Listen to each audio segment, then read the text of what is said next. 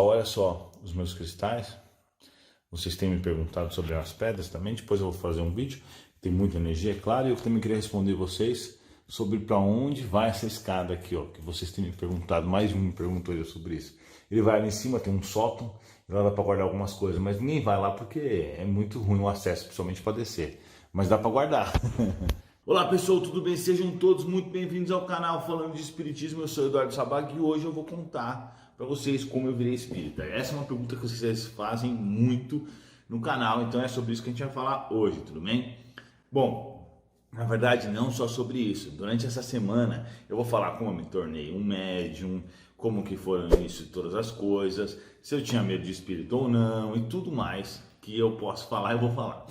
Bom, a história é um pouco longa, então eu peço paciência para vocês acompanharem, certo? Já deixa seu like aí, já se inscreva no canal, ative o sininho. Aqui são vídeos diários, todos os dias, às 8 horas da noite a gente tem vídeo e eventualmente algumas lives, tudo bem? Bom, o que acontece comigo é que há uns 7 anos atrás, mais ou menos, eu era uma pessoa, vamos dizer, comum, não que agora não seja, né? Agora eu sou uma pessoa comum espírita, então minha vida é diferente. Mas naquela época eu era uma pessoa comum sem ser espírita. Então, eu vou relatar algumas experiências que eu tive na época. Com certeza os espíritos deviam estar me mostrando, né? Na verdade, deviam não, eles estavam me mostrando já que existia um plano espiritual. Porém, eu nunca tinha tido, vamos dizer, um convite direto do espiritismo, mas eu tive essas experiências. Então, uma delas, por exemplo, eu namorava com uma menina na época, né? E ela foi possuída por um espírito. E para mim aquilo foi uma coisa assim um pouco impressionante, né? Obviamente, claro, não é normal isso com um cara que não acredita, não entende nada. Então na época foi uma confusão. Outra experiência que eu tive, e essa foi talvez a mais interessante, porque foi uma coisa bem pauleira para mim, que era um zero à esquerda em termos de religiosidade. Eu cheguei na casa do meu amigo para buscar ele. A hora que eu parei na porta da casa dele, a mãe dele me olhou pela janela, falou assim: "Você pode vir aqui, subir aqui um pouquinho?" Eu falei: "Claro, né, tia? Lógico." Subi lá, ela falou: "Senta aqui." Chegou a mãe e o pai dele, um incorporou um espírito e o outro ficou conversando com o espírito que estava incorporado. E o obsessor estava com muita raiva de mim. Então eles fizeram uma desobsessão naquele momento, eu só olhando e pensando: meu, o que é isso? E eu pensava assim: será que eles são loucos? Eu pensei: mas isso não tem sentido, eu não estou pagando nada. Eu pensei: mas eles podem ser só loucos, né? Eu falei: mas ela é tão gente boa, essa mulher, né? E eles lá aí discutindo, não sei o que, eu fiquei com medo, porque ele falou: não, eu vou acabar com a vida dele, eu vou matar ele. Eu pensando: como é que eu vou me defender de uma coisa que eu não estou nem vendo? Que coisa horrível, se for verdade. E aí aí rolou aquela discussão, pum, convencendo o cara a me deixar em paz. E aí levaram ele. E depois eles não falaram mais nada para mim. Falaram: beleza, não, deu tudo certo, tá, a gente tirou o obsessor, tá bom, tchau, tchau, fui embora. E fiquei com essa experiência na cabeça. Aí, um pouco depois disso, eu comecei a ter síndrome do pânico. Como que funcionava isso? Eu estava em algum lugar, de repente, eu ficava me questionando quem era eu. Eu ficava realmente me questionando quem era eu, o que eu estava fazendo nesse planeta, da onde eu tinha vindo, para onde eu vou, quem somos nós. Era horrível isso. E eu ficava, passava mal mesmo. E eu fiquei assim uns 3 anos com essa síndrome do pânico. E eu não entendia por que isso acontecia. E eu fui, em todos os psiquiatras possíveis e psicólogos que eu poderia ir para buscar uma cura. Tomei vários tipos de remédio. Nossa, fiz um monte de coisa, né? Aí não adiantava nada. Eu melhorava um pouco, voltava, tudo ficava nisso. Aí um dia, minha mãe me levou na minha tia, que é uma espírita, que é a que me tornou espírita. E ela, que é uma grande médium, excelente médium, me fez um tratamento. Nesse tratamento, ela tirou um espírito, era um obsessor, e aí que eu fiquei sabendo a história toda. Era um obsessor que há uns 700 anos atrás, eu matei, acabei prejudicando o irmão dele. Não matei, na verdade, eu prejudiquei o irmão dele, né? Eu vendia ópio, eu importava ópio, um negócio assim.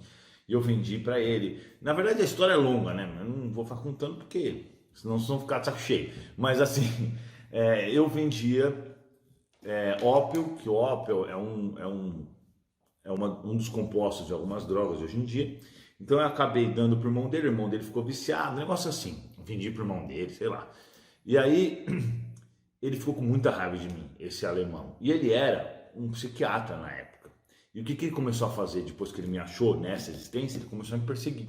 E como ele tinha conhecimentos profundos da mente, ele me confundia. Ele conseguia com o seu magnetismo ir na minha mente me confundir. E aí a gente pergunta, né? Mas por que os espíritos não faziam nada em relação a isso, meus amigos espirituais?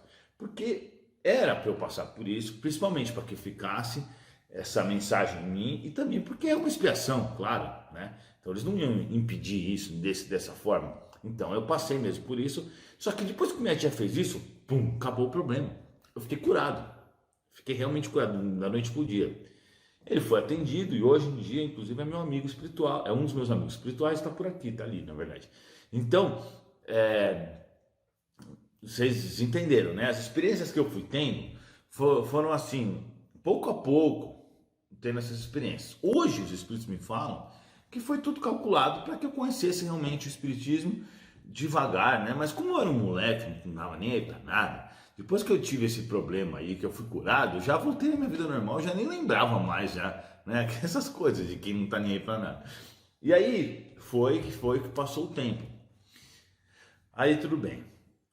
Há uns 7 anos atrás, eu estava lá com minha vida boa, minha vida financeira maravilhosa, aproveitando a vida pra caramba. De repente, tudo começou a dar errado. Eu lembro que um dia antes de eu começar a ter um milhar de problemas, eu pensei assim, caraca, consegui montar um sistema numa empresa, né?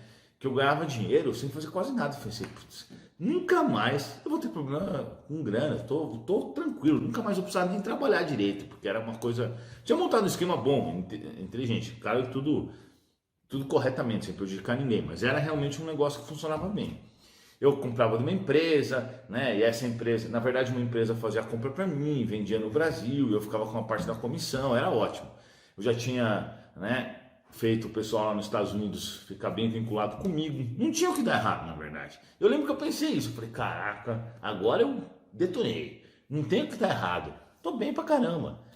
Não sei por que eu falei isso, porque passou 2 dias, 3 dias, sei lá, comecei a ter problemas. E foi um problema atrás do outro. Tudo começou a dar errado. A empresa não quis mais pagar, quebrou, o outro me cortou, eu tinha um custo de vida alto.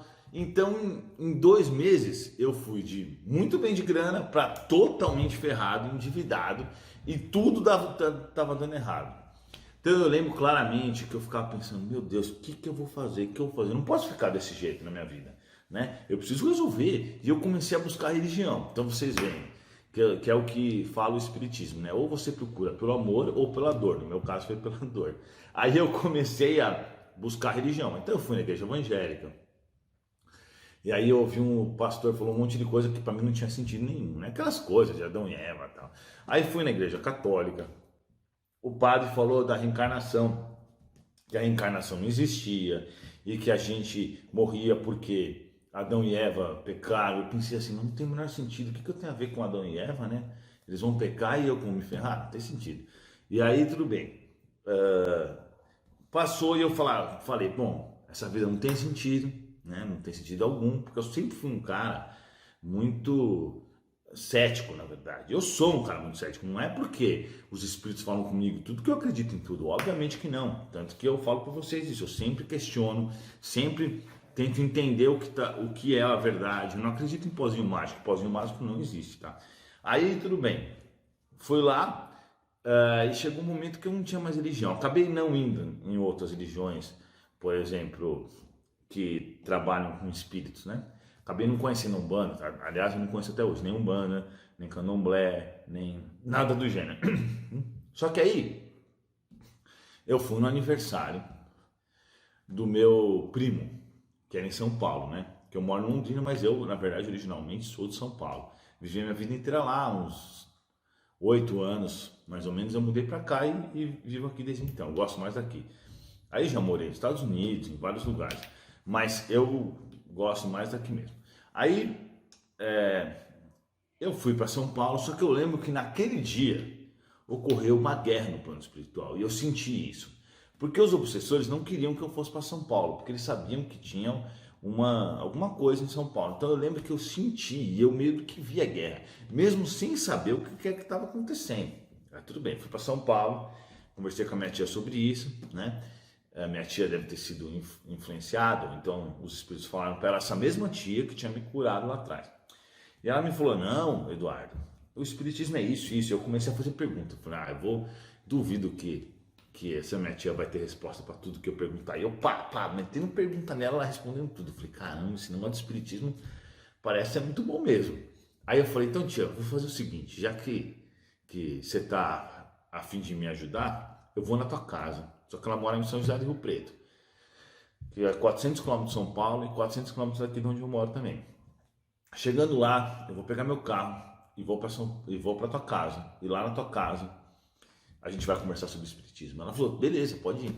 Voltei para Londrina, porque minha vida tá uma bagunça, né? Vocês sabem como é. Todo mundo que já deve ter tido problema. Quando você tem um problema que fica complicado mesmo, sua vida fica uma bagunça do caramba, né? Você já não sabe, já começa a perder noção de dia de semana, que dia que é segunda, que dia que é sexta-feira. Você já fica bagunçadíssimo. Então eu peguei e fui para lá. Só que nisso eu estava já totalmente endividado. Eu já não tinha, vamos dizer assim, na semana seguinte eu não ia ter mais grana para comer, entendeu? Eu cheguei assim no fundo do poço. Tava lá morando numa casona, que aliás eu tinha que devolver, não tinha dinheiro para arrumar a casa, né? Porque morei durante um tempo, numa casa novíssima, super top. Eu ia gastar uma grana preta para arrumar. Tava com um carro que, nem gasolina eu podia, nem dinheiro para gasolina eu tinha. Então eu tava assim, na beira do precipício, vamos dizer assim.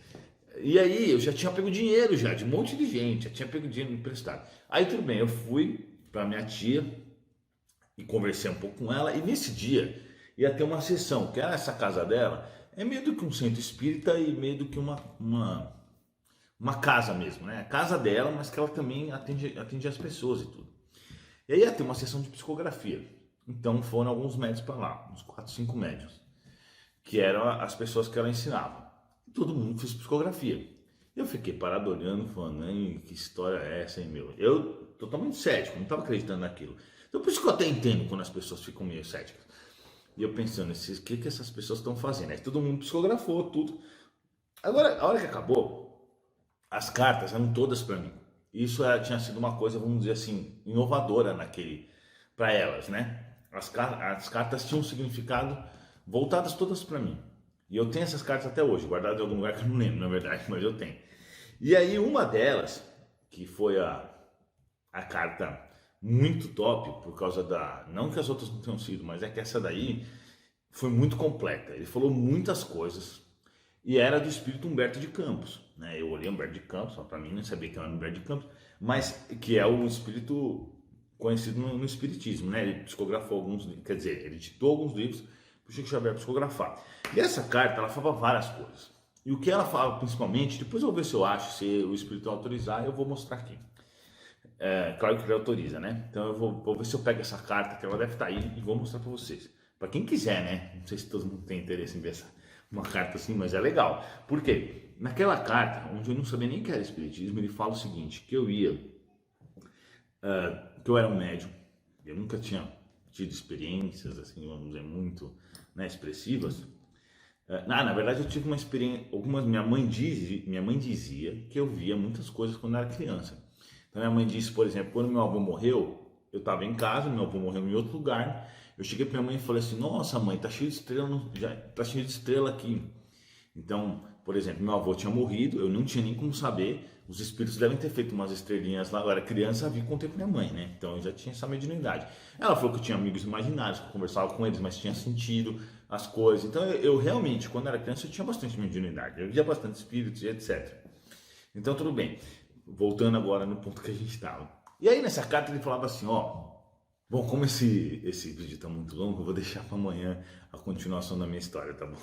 Porque se eu falar da carta, eu vou ter que explicar outras coisas, já está passando aí dos 15 minutos, então amanhã, às 8 horas da noite, fique ligado aqui que vai ter a continuação da história. Não se esqueça de se inscrever, deixar seu like, valeu e até amanhã, pessoal. Tchau, tchau.